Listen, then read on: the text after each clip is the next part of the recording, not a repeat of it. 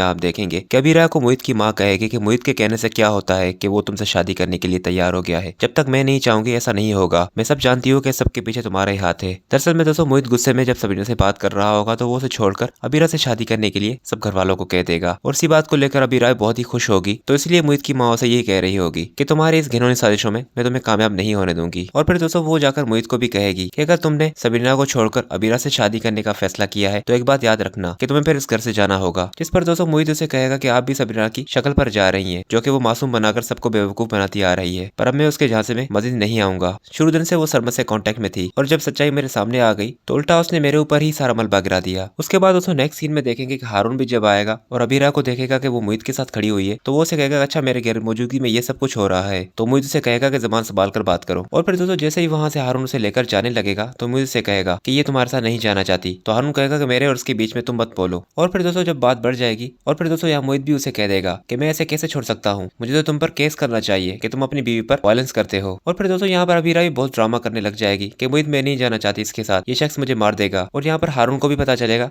कि इसके पैर में जो चोट लगी है वो उसकी वजह से लगी है। वो समझ जाएगा कि अबीरा कितनी बड़ी झूठी है।